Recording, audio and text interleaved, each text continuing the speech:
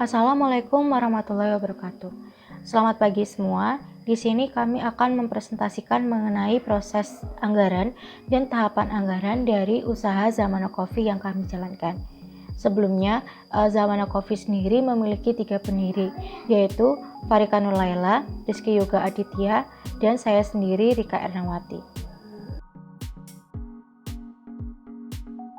Adapun kali ini kami akan membahas beberapa topik yang berkaitan dengan anggaran dari usaha yang kami jalankan. Adapun topik pembahasan yang pertama adalah evaluasi variabel eksternal, yang kedua tujuan perusahaan, yang ketiga sasaran khusus, yang keempat strategi, yang kelima rencana laba strategis, dan yang keenam adalah rencana laba statis. Langsung saja kita akan masuk ke topik pembahasan yang pertama, yaitu evaluasi variabel eksternal. Variabel eksternal yang pertama adalah populasi. Populasi sendiri merupakan sekumpulan data yang mempunyai karakteristik yang sama. Nah, populasi di sini merupakan orang-orang yang berdomisili di Magelang Utara serta mahasiswa di Universitas Tidar. Berdasarkan survei yang dilakukan BPS pada tahun 2019, populasi di Magelang Utara adalah 5.834 jiwa. Sedangkan menurut BPS sendiri, populasi Kota Magelang pada tahun 2019 adalah 26.845. Sedangkan berdasarkan laman Untidar, total mahasiswa aktif pada tahun 2021 semester gasal adalah 10.494 jiwa. Kemudian, variabel eksternal yang kedua adalah pesaing. Pesaing sendiri merupakan orang atau perusahaan yang menjual produk yang sama dengan usaha yang kita jalankan. Di mana berdasarkan survei yang kami lakukan, di sekitaran Universitas Tidar sendiri hanya terdapat satu UMKM yang bergerak di bidang yang sama dengan usaha yang kami jalankan.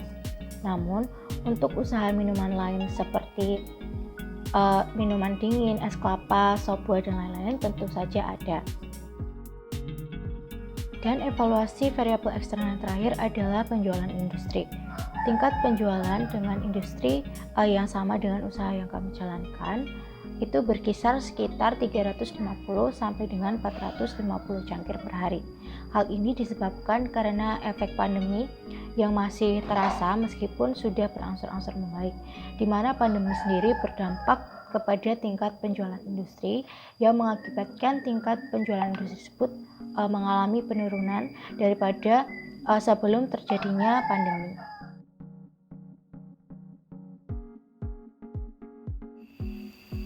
Yang selanjutnya, tujuan perusahaan. Pada bisnis Zamana Coffee ini, kelompok kami menetapkan 5 tujuan utama.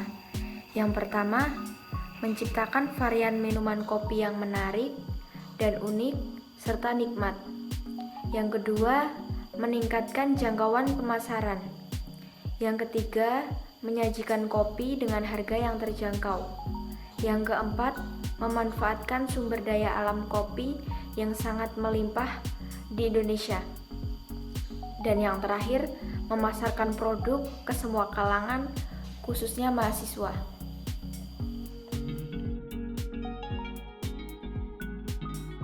Yang selanjutnya, sasaran khusus. Pada bisnis Zamana Coffee ini, pertumbuhan pendapatannya memiliki target mendapatkan kenaikan sekitar 15-25% pendapatan per tahun.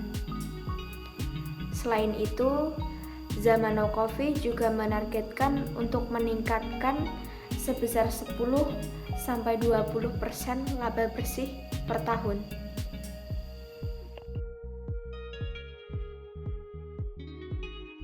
Yang selanjutnya yaitu strategi untuk mencapai sasaran khusus.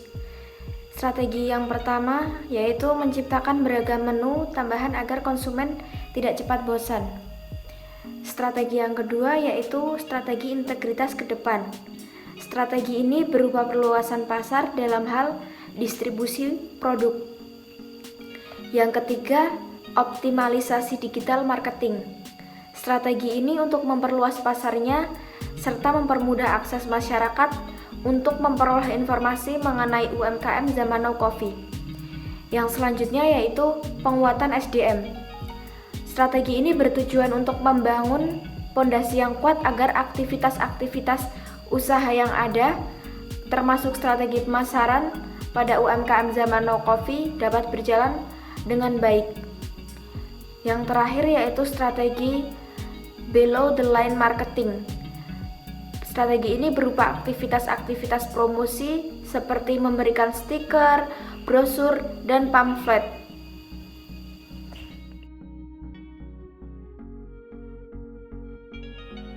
Kemudian ada laba strategis. Berikut kami sajikan tabel laba strategis dari usaha kami selama 3 tahun terakhir. Setiap tahunnya, usaha kami mengalami kenaikan dalam hal penerimaan. Untuk tahun pertama, kami dapat menjual 6.930 item. Itu sekitar 18-19 item per hari. Kemudian pada tahun kedua, kami menjual 8.795 item. Itu sekitar 24-25 item per hari. Sedangkan pada tahun ketiga, penjualan kami adalah 9.760 item. Itu kami dapat menjual 25-27 item per hari. Berikutnya ada laba taktis. Berikut akan kami sajikan tabel laba taktis pada tahun 2019. Pada tahun 2019, kami mengalami kenaikan penerimaan setiap triwulannya. Pada triwulan pertama, kami menjual 1.200 item atau sekitar 13 item per hari. Pada triwulan kedua, kami menjual 1.800 item atau sekitar 20 item per hari. Kemudian pada triwulan ketiga, kami berhasil menjual 1.860 item atau sekitar 21 item per hari. Dan pada triwulan keempat, kami menjual 1.965 item atau sekitar 22 item per hari. Pada tahun 2019, total laba bersih kami yaitu Rp44.663.287,23. Berikut presentasi dari kelompok kami.